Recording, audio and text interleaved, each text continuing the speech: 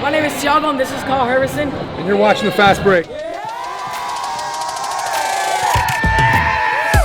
That is the type of energy we love to see. Welcome to the Fast Break. We are back in beautiful and sunny Los Angeles, California. It feels great to be back. Couple things to get started. The vlog shirt is now live in the PLL shop. More on that, how you can buy one and how you can win one in this episode later on. Plus, we have a very special Redwoods guest joining us later in the show. But before we do all that, let's get into the opening face-off. PLL Academy took over Central and Northern New Jersey. Over 300 kids came out and received world-class instruction from Christian Cuccinello, looking great in that Archer's holiday sweater, and Paul Rabel. We took over New Jersey. Plus, 3 of our pros subwayed into Harlem this past weekend in partnership with the city Lax. Tom Schreiber, Matt McMahon, and Kyle Harrison led a clinic with kids of all ages, teaching them shooting and passing drills, and for a lot of them, it was their first time picking up a lacrosse stick. An all-new State of the League is out now. Paul Rabel reflects on year one. We also talk front office strategy and expansion news. And a Fast Break exclusive coming in at #1 on the Players' Top 50. Can I get a drum roll, please? MVP, championship MVP, attackman of the year, Mr. Matt Rambo. Congrats on the #1 spot, Matt. Very well deserved. And so the rollout of this top 50 so far, there's been a lot of reaction from fans, players, and coaches alike on this list that was voted on solely by the players. Yes, it's been cool to see our players sort of back up the rankings, everyone's reactions, everyone's support. I think it's been a fun way to sort of cap the 2019 season off and get ready for 2020. Now, there's been a lot of controversy over the #1, #2 between Matt Rambo and Tom Schreiber. Who do you think was deserving of the #1, Matt or Tom? Let us know in the poll up top. And coming in at number 19 on that list was our guest for today, Garrett Apple. And speaking of Garrett, let's get into some crazy numbers. He finished the 2019 season with 23 calls turnovers and 40 ground balls. Now the next person behind him was Scott Ratliff with 13. That is a big difference. He had 7 calls turnovers and 10 ground balls against Chrome in week 4. Those 7 calls turnovers is a PLL single game record, and his 10 GBs that week is a single game record for a non-face-off specialist. Yo, cause he sold it? Cause he sold that, yo? What's up, Lisa? Hi. Garrett is down in the lobby. Wonder what he's wearing. I don't know. Lisa, how are you? Good, how are you?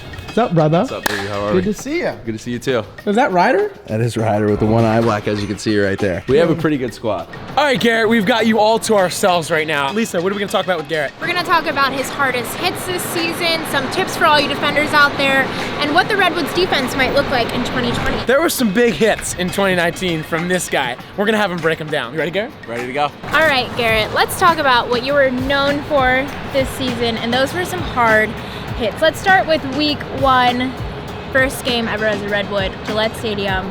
You lay an absolute hammer on Joel Tinney. He got decked by Apple as he let that shot go. It was the first game of the year, so everyone was pretty excited to play, pretty pumped up. He's really good at getting underneath a lot of his defensemen. And earlier in the game, he actually had scored on us in the previous play with the same move, but when he tried to do it again, I kind of saw it coming a little bit, and I was on the near side of the net. So when he kind of went all in on his dodge, I knew it was my opportunity to kind of go. Tinney takes an absolute shot. And we went the other way, and Brent Adams scored, so it kind of was an end-to-end play, and worked out pretty well for us. When you're making those hits, do you brace for impact, or do you just like black out and you do it? That's actually, I mean, it's a pretty good question. I think it's something you like learn from football. It's where you're either, receiving the blow or like delivering the blow. It's something you learn that, playing like youth football. So as long as you deliver the blow, you don't really kind of feel any impact really. It doesn't really hurt you at all. It usually hurts the other guy. All right, then we have week 5, Atlanta versus the Whip Snakes. You took the helmet off of Joe McCalligan. Talk us through that one. Playing the Whip Snakes, they were undefeated, I believe. So it was a pretty good, big game for us. We were pretty excited. He was coming down, he was clearing the ball, and I remember looking at him, and he threw the ball to the point guy. It's kind of like a give and go play. And as soon as he threw it back to McCallion, I was just basically like, I'm gonna, drill this guy, because I had a pretty good opportunity too. His helmet came off. He actually threw the ball away too. So, and then we got the ball back and went the other way. Finally, week 7 in Denver versus Atlas. You lay a massive hit on John Crawley. And now it's John Crawley. Crawley took a punishment. Smashing hit. Kind of punched us in the mouth at the start of the game. They were blowing us out in the first half, if I remember correctly. So I was kind of looking for an opportunity to spark our defense a little bit. I remember him making a move to the middle of the field, and he kind of got between two guys, but didn't really have anywhere to go with the ball. So as a defenseman, you kind of look for those opportunities to where you can slide, and they can't really do anything about it. As he kind of put his head down, went through two guys, I just kind of took off and went right to him. This is a couple guys just saying enough is enough. Message sent. Yes. So the hits are great and all and make for some incredible highlights, as do your caused turnovers. So can you give 3 tips for our defensemen watching at home on how to take the ball away? Absolutely. So number 1 would be to think 2 plays ahead. When I was always a kid, we'd do camps, lacrosse camps, and they'd always tell that to the offensive guys. But as I started to get older, it's basically the same thing for defense too. So as you kind of develop a feel for the game, you understand what's going to happen, and you're looking for plays like before they are actually made. So tip number 1, think 2 plays ahead. Tip number 2. Tip number 2 is kind of going off tip number 1, where if you're anticipating certain plays, you can't really make those plays if you're not in an athletic position all the time. So let's say you're always standing straight up and you see a ball go one way, you're going to have to be able to react that way. If it goes the other way, you're going to have to be able to react the other way. If you can only do that really fast, if you're always in an athletic position, ready to go. Is the athletic position all about the base? All about the base. It's like a lot like triple threat in basketball. So that kind of athletic position, being able to react to everything you see. And tip number 3 for causing turnovers, what is it, Garrett? Sure, so you're thinking 2 plays ahead, you're always in an athletic position, and then when you actually make a play on the ball, you always have your stick in front. So whether you're sliding or you're guarding somebody, you always want your stick and the head of your stick to be the first thing that ever touches to the offensive player. And that's when you get the ball on the ground, and that's how you make guys make moves early, and then you can throw checks from there. What were some of your favorite caused turnovers this year? Because looking at your highlight tape, there's a ton of them to choose from. A lot of like the checks and the overheads are pretty cool to watch, but the player that I am, I always have an appreciation for some of the more subtle plays where it's like knocking down a pass or being in a good off-ball position, and you can always pick off passes that way too. Fortunately, they still count the same as an overhead check. All right, let's talk 2020. What's this defensive unit going to look like in 2020? So we'll see. There's going to be an expansion draft, so we're going to see who we protect. And since our team was pretty good, there are probably going to be some guys that are taken away, unfortunately. At the end of the day, like I said, we're going to have the core of our defense back and guys who are bought into what we're doing.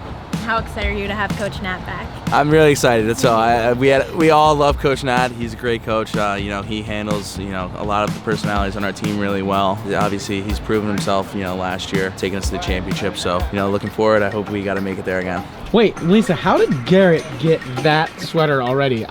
We don't even have that one. Santa gave it to me. Santa. Early Christmas present. Santa's a woodsman. Yeah, let's go. Thanks for joining us on the Fast Break. What'd you think? It was wonderful. My first time in the PLL offices. It's phenomenal. I'm not going to get down from here smoothly. Lisa, you can't jump off of there? No, not in All these right, shoes. I'll help you. RJ, such a gentleman. Oh, see, chivalry isn't dead, Garrett. No, it never was. Roll Woods, baby. Let's go. It was great seeing Garrett Apple. I missed him. It's been a while. RJ, who do we have up next? We've got Zane Patel up next. He is from straight out of Woodinville High School. Fun fact about Zane, he runs track and field, and he's in the French club. And his moves out here are très bien. I bet you didn't know I spoke French. Took it for 5 years, Lisa. I didn't, RJ. It certainly hasn't helped you with the ladies. I know that much. Oh my God! Let's get into my guy, Ben Friedman. He's a goalie class of 2024. He said he chose the goalie position because he likes things that involved hand-eye coordination and hopes to play at Yale one day. He's also a hockey goalie and a quarterback. Talk about versatility. He's versatile, but he's probably not bilingual. Vote pour Zane up above. Not Ben. Vote pour Ben, Zane. we've got Ratatouille in our set apparently. Merci. That brings us to our final whistle. The winner of our last week's prize, the Fast Break Head, is Brody Shields. DM us at PLO Nation to claim your prize. This week's prize, though, is the Vlog Tee that was just added to the shop this week. It features some of our favorite sayings. Gutty. Hop on the train before it's too late. Hop on the train before it's too late. Tickets down below. Yeah, there's a bunch on here, and this is your prize for the final whistle this week. Lisa, what's the question? All you have to do is tell us which week Garrett Apple set the single game PLO record for most calls, turnovers, and ground balls. Comment your answer down below to win. Also, while you're down there, make sure to subscribe to this channel. Subscribe! We're nearing 50,000 subs, and when we hit that sub number, we're probably gonna give something away. Yeah, we're probably gonna give away a dope prize. Probably even better than the custom fast break had last week. Probably, yeah. Also, make sure to like this video. We're gonna be back here same time, same place next week. And hopefully RJ's goatee won't be with us. It probably will be with us. I like the way it's been coming in. We'll see you guys next week.